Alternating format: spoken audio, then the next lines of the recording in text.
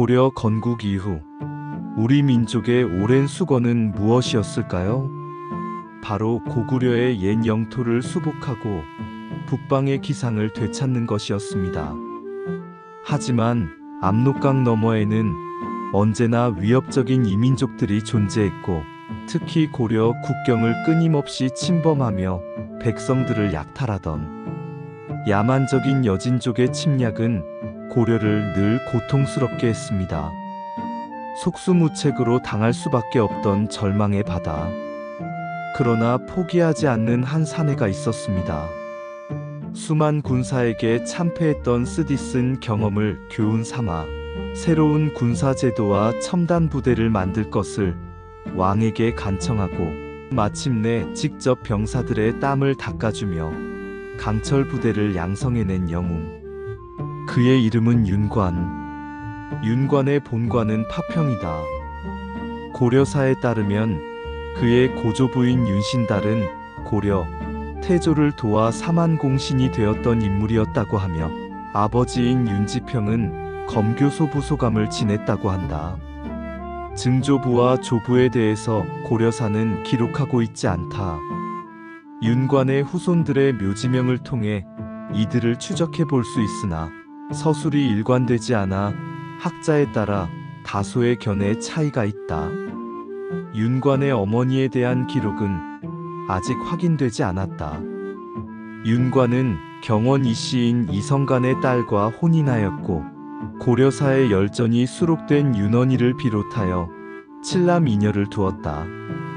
윤관 이후 그의 가문은 상당히 번성하여 왕실과 혼인을 하는 등 당대의 명문으로 거듭났다. 윤관은 1073년 문종 27 10월에 과거에 급제하여 벼슬길에 나아갔다. 이후 그는 각종 정치적 현안 및 외교에서 활발한 활동을 보였고, 지공거를 역임하는 등 학식을 발휘할 기회도 누렸다. 오늘 우리는 절망적인 패배를 딛고 민족의 수건을 이루려 했던 윤관의 별무반과 동북 구성 속에 숨겨진 뼈아픈 교훈과 위대한 희망, 그리고 고려 백성들이 남긴 지울 수 없는 강렬한 개척의 흔적을 추적합니다. 칼날 위에 피어난 민족의 꿈속으로 들어가 보겠습니다. 11세기 후반, 고려는 북방의 새로운 위협에 직면했습니다.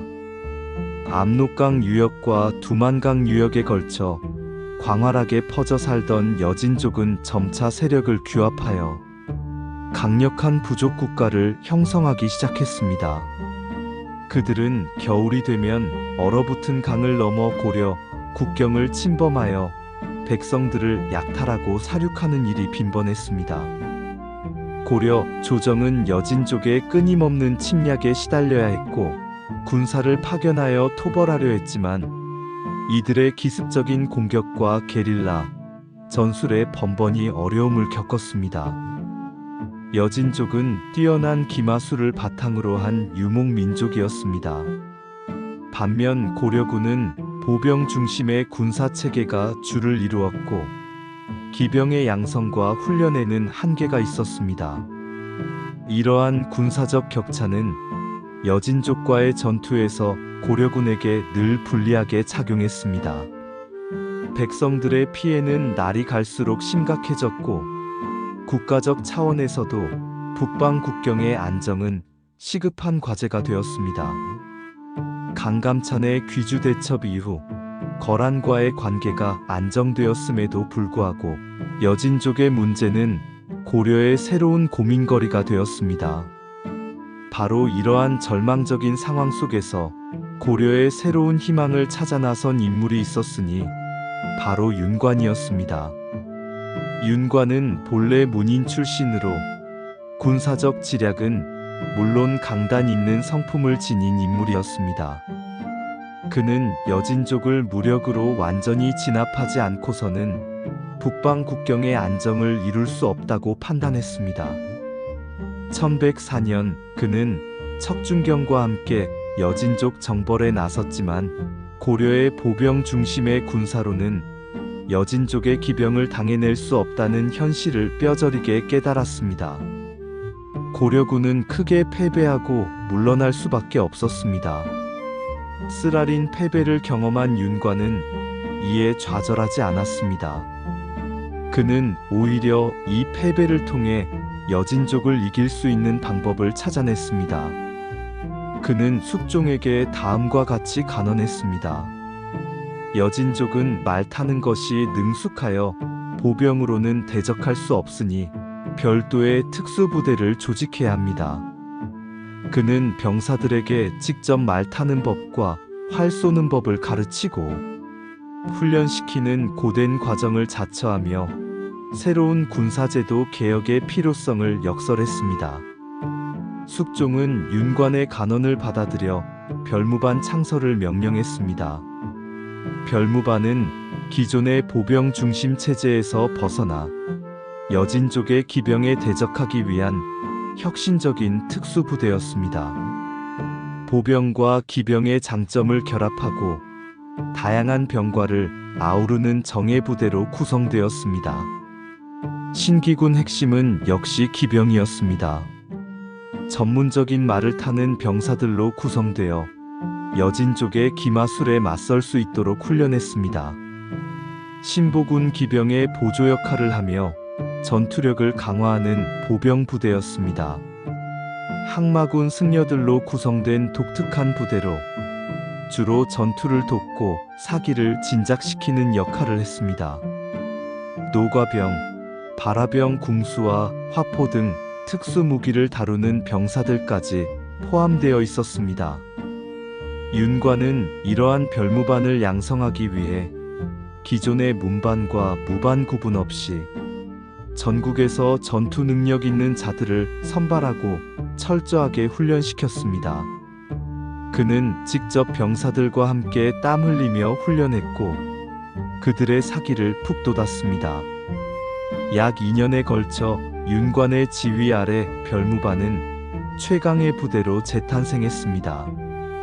1107년 드디어 윤관은 17만 대군을 이끌고 여진 정벌에 나섰습니다. 주력은 별무반이었고 척준경 등 숙련된 장수들이 함께했습니다. 윤관의 별무반은 여진족과의 전투에서 압도적인 위력을 발휘했습니다. 여진족은 기존의 고려군과는 다른 전면적인 기병과 보병 그리고 특수무기가 조화를 이룬 별무반의 전술에 크게 당황했습니다. 척준경은 선봉에서 용맹하게 싸워 여진족 진영을 붕괴시키는데 결정적인 역할을 했습니다. 고려군은 여진족을 크게 무찌르고 하바류 강 너머까지 진격하여 넓은 영토를 확보했습니다. 윤관은 이곳에 9개의 성을 쌓아 새로운 국경을 설정했으니 이것이 바로 동북구성입니다.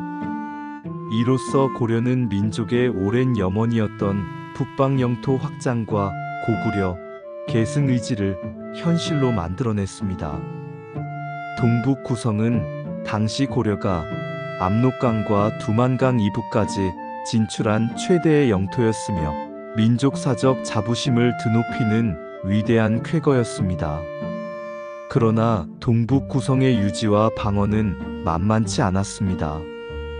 어렵게 얻은 영토였지만 고려군의 군사력만으로는 넓어진 국경선을 효과적으로 방어하기가 매우 힘들었습니다. 여진족은 잃어버린 땅을 되찾기 위해 끊임없이 동북구성을 공격했고 고려군은 대규모 병력을 상주시켜 막대한 군사비와 인력을 소모해야 했습니다. 새로 이주한 백성들 또한 정착에 어려움을 겪으며 고려, 조정에 부담을 주었습니다. 고려, 조정 내부에서는 동북 구성을 유지해야 한다는 주장과 효율적인 방어가 어렵고 국력을 소모하니 돌려주어야 한다는 주장이 팽팽히 맞섰습니다. 결국 문무백관들의 논의 끝에 고려는 동북 구성을 여진족에게 돌려주는 고통스러운 결정을 내리게 됩니다. 윤관은 동북 구성을 돌려주는 것에 반대했지만 그의 뜻은 관철되지 못했습니다. 여진족은 동북 구성을 돌려받은 후 급속도로 세력을 키워 훗날 요나라를 멸망시키고 금나라를 건국하게 됩니다. 윤관의 별무반과 동북 구성 정벌은 고려의 민족적 자존심과 북방 영토 개척의 위대한 상징입니다. 비록 동북 구성이 오래 유지되지는 못했지만 이는 고려가 고구려의 후계자로서 민족의 오랜 수건을 이루고자 했던 강렬한 의지를 보여준 역사적인 사건입니다. 윤관의 혁신적인 군사개혁과 불굴의 리더십은 절망적인 상황 속에서도 새로운 길을 찾아 승리할 수 있음을 증명했습니다. 윤관 장군이 남긴 위대한 발자취는 고려 역사에 영원히 지워지지 않는 개척의 흔적으로 남아있을 것입니다. 오늘날 우리에게 윤관과 별무반, 동북 구성 이야기는 불가능해 보이는 도전에 맞서는 용기와 지혜로운 변화의 필요성, 그리고 한계를 극복하려는 민족의 숭고한 정신을 깨닫게 하는 중요한 역사적 교훈이 됩니다. 이야기 한국사 고려편 왕과 백성의 숨은 이야기. 다음 편에서는 또 어떤 궁중의 은밀한 야화가 우리를 기다리고 있을까요? 긴 시간 함께 해주셔서 감사합니다.